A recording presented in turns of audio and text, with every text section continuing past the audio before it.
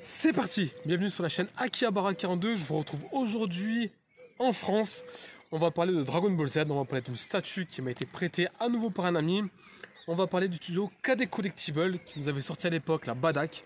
Badak qui avait fait grande polémique à cause de son socle et de ses différents soucis de finition et d'allumage au niveau du socle. Alors moi c'est une statue que j'ai toujours appréciée. Le seul défaut que je vais toujours trouver, c'est la couleur pâle du personnage. Pour moi, Badak, il est assez mat de peau, voire métis dans l'animé. Il n'est pas blanc. Là, on est sur un personnage complètement blanc. Ça fait pas. Mais sinon, la statue est d'une finesse quand même assez intéressante. La qualité de mise.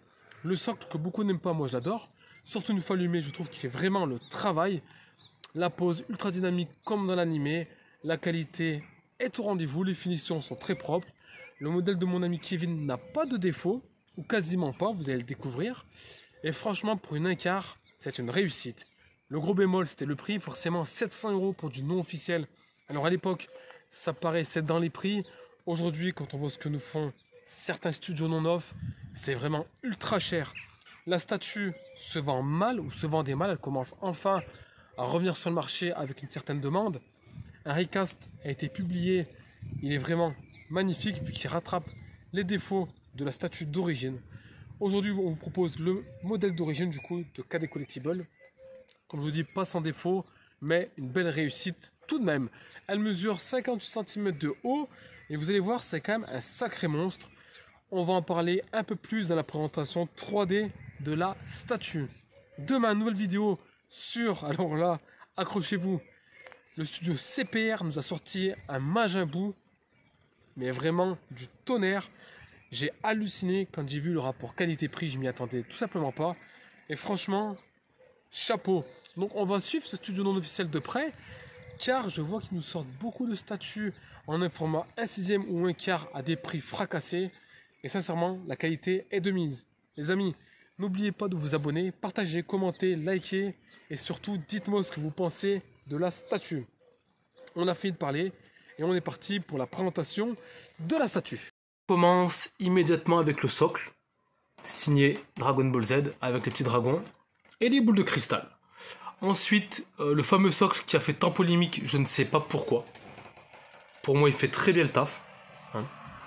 Défaut, alors à ce niveau, voilà, j'aurais préféré de la résine transparente, comme ça c'est de plus en plus. Mais bon, c'est pas gênant parce que lorsqu'on l'a de face, on ne le voit pas. Tout ce qui est vêtements, c'est très bien géré de la part de KD. On a l'habitude de toute façon. Il gère très bien tout ce qui est vêtements. La boule d'énergie au top. Elle est assez simple à monter. Très bel effet aussi. L'armure, elle claque. Pour moi, il n'y a pas de défaut de paint. Donc ça, c'est vraiment le top de chez top.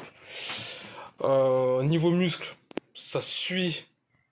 On est dans la continuité de ce qui se faisait. Au niveau de la pose que j'aimais, c'est la petite texture là. Sorte de granulé dégradé, c'est super propre. Tache de sang, magnifique. Les veines, c'est Badak et non pas Bardock. Le visage, on a une grosse dynamique, vraiment exceptionnelle. Donc quand on la voit, regardez, de profil, elle pète. Pour moi, elle claque. Le seul défaut, c'est que pour moi, Badak est beaucoup plus mat. Là, il est un peu trop blanc à mon goût. Le scouter, magnifique. Les cheveux, terrible.